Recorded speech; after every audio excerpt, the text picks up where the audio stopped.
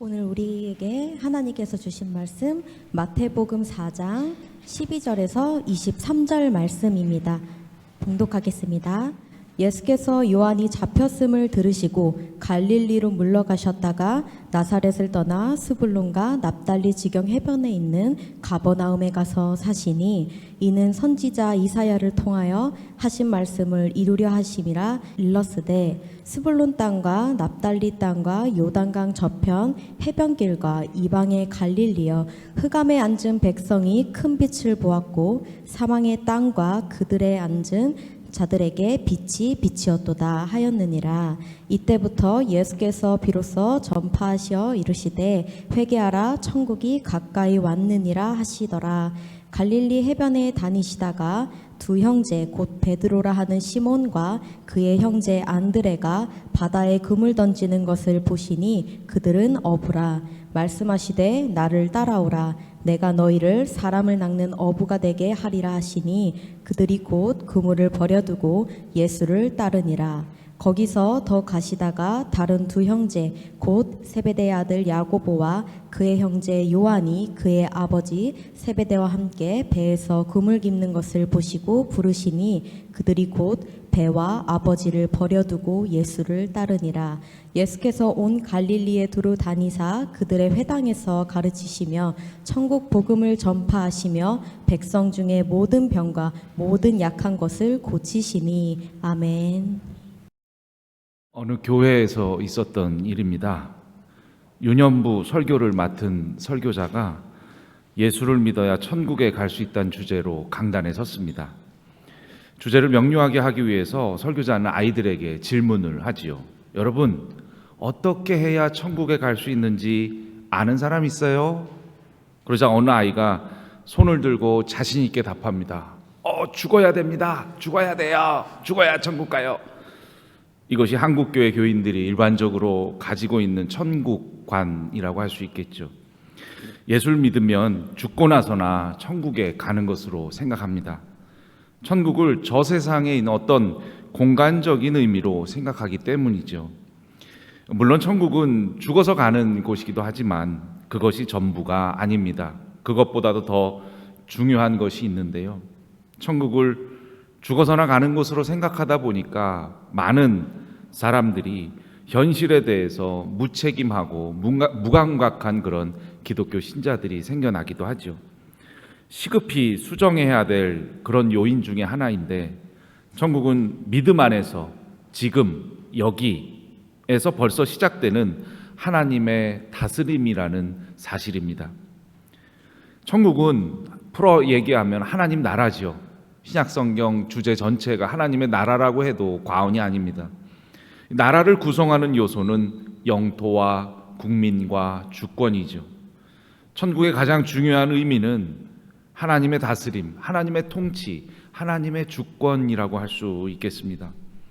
하나님의 완전한 통치와 다스림, 주권이 서 있는 곳, 이야말로 바로 하나님의 나라, 하나님의 천국이라고 할 수 있겠죠.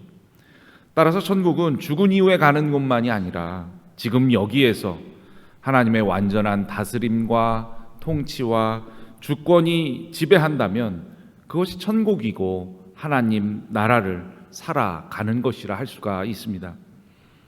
예수님께서도 죽고 나서나 가는 천국에 대해서 그다지 많이 말씀하지 않으셨습니다. 더 많은 기회에 믿음으로 경험하는 현재의 지금 여기의 천국을 많이 강조하셨죠.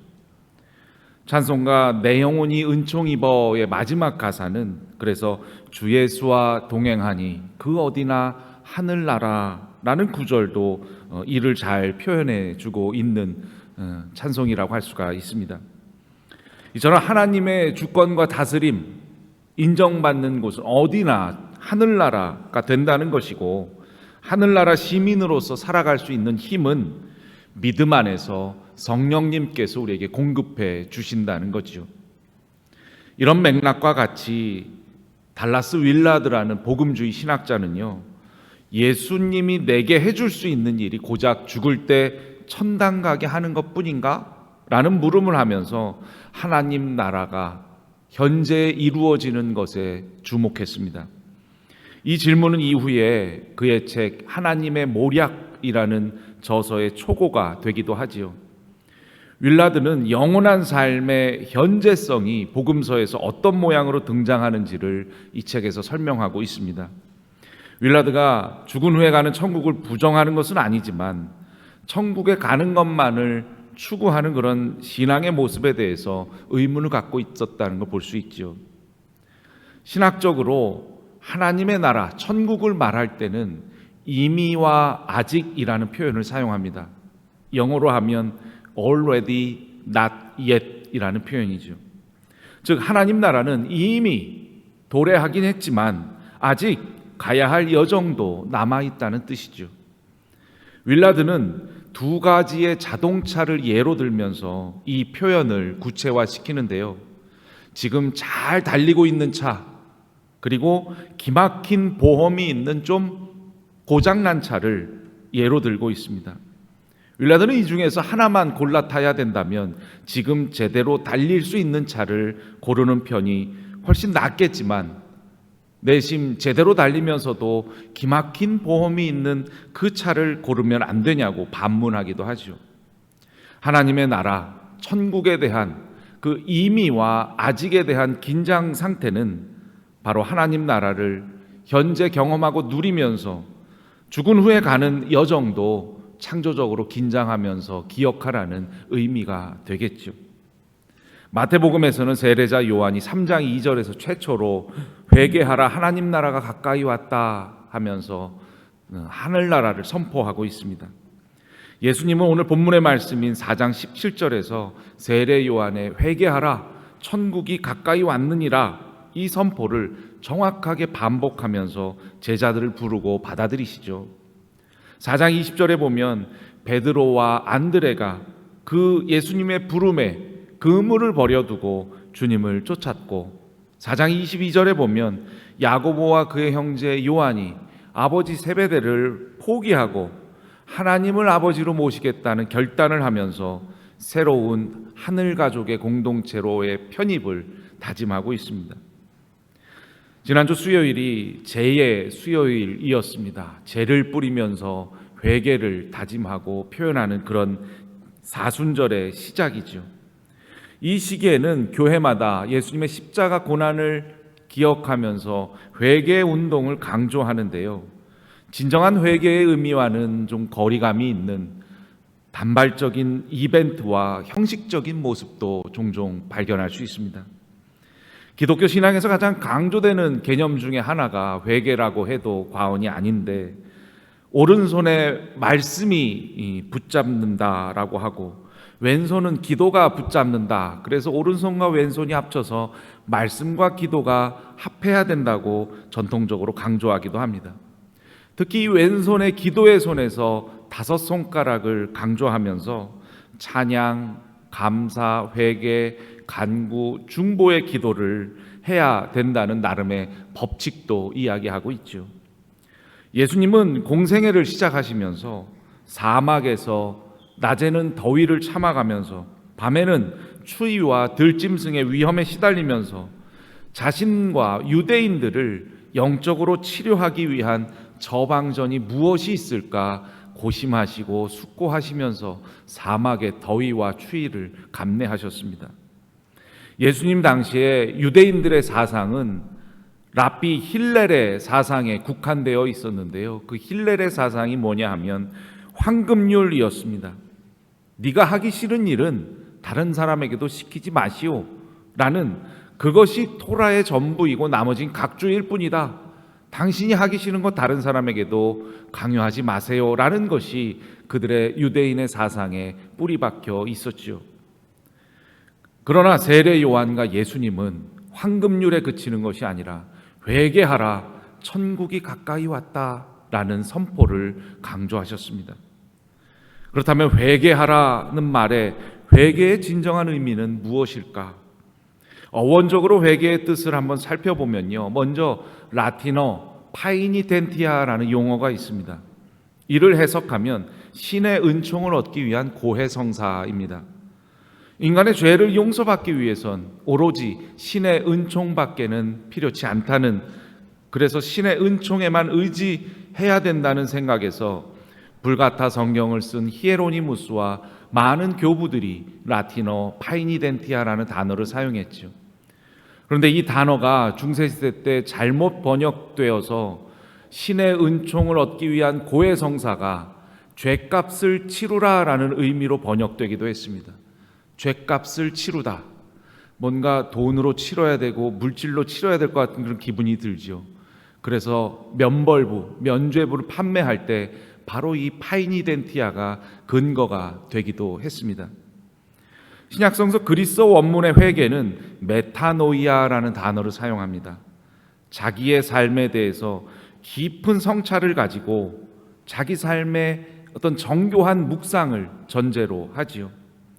메타노이아를 나타내는 히브리어는 슈브이고 아람어는 타부입니다. 이 두 가지 단어의 의미는 돌아오다, 회복하다라는 의미를 갖고 있어요. 특별히 아람어 타부라는 단어는 회개를 하나님이 모든 인간들에게 맡긴 각각의 사명, 미션을 깨닫고 마음속 깊이 숨겨져 있는 하나님의 DNA를 발견하고 그것을 싹 틔우고 열매 맺어서 살아가라는 그런 의미까지 담고 있습니다. 즉 회개는 파이니텐티아, 입으로만 고백하고 말로만 회개하고 말로만 고해성사하는 게 아니죠. 혹은 메타노니아, 타성적인 너의 세상을 떠나서 새로운 단계로 가서 말과 생각과 태도를 바꾸라는 것만도 아닙니다. 슈브와 타부까지 이르러서 하나님이 나에게 맡기고 부여하시고 심겨주신 사명, 미션을 깨닫고 하나님의 DNA를 내 삶에서 드러내고 확장하고 폭로하는 데까지 나아가야 진정한 회개를 실천하는 거라 할 수가 있겠죠. 사랑하고 존경하는 우리 수요 예배자 여러분, 회개의 삶을 통해서 하나님의 주권과 하나님의 통치, 하나님의 다스리심이 늘 주님이 동행하시는 하나님의 나라, 천국의 현재성을 넉넉히 경험하실 수 있기를 축복합니다. 특별히 우리의 신앙과 삶에서 진정한 회개, 돌아오게 하고 회복해야 될 것들이 무엇이 있을까? 말씀 앞에 깊이 묵상해 보시기 바랍니다. 하나님께서 나에게 맡기시고 또 부여하시고 심겨주신 그분의 사명이 무엇인지 깨달아 알고 그 사명을 회복하고 그것으로 돌아와서 그것에 몰입하며 감당하면서 진정한 회개의 삶을 살아가는 사순절, 천국의 삶을 지금 여기서 맛보고 누리는 사순절 기간을 보내는 여러분과 제가 되시길 주의 이름으로 부탁을 드립니다. 잠시 기도하겠습니다. 부족한 저를 통해 말씀을 전할 수 있는 시간을 허락하시니 감사합니다. 우리 모두 사순절의 여정을 걸으면서 진정한 회개를 실천하길 원합니다. 입으로만 고백하며 생각과 태도와 행동만 바꾸는 것에서 그치지 않고 하나님께서 나를 통해 이루기를 원하시는 사명이 무엇인지 깨닫고 그것을 내 삶에 실천하고 표출하는 복된 회개의 열매가 넉넉히 맺어지는 사순의 기간이 되도록 주님 인도하여 주옵소서. 회개에 합당한 열매를 맺으며 하나님 나라를 지금 여기서 넉넉히 경험하는 우리의 신앙과 삶으로 인도하시고 성령께서 항상 동행하여 주옵소서. 예수님의 이름으로 기도합니다. 아멘.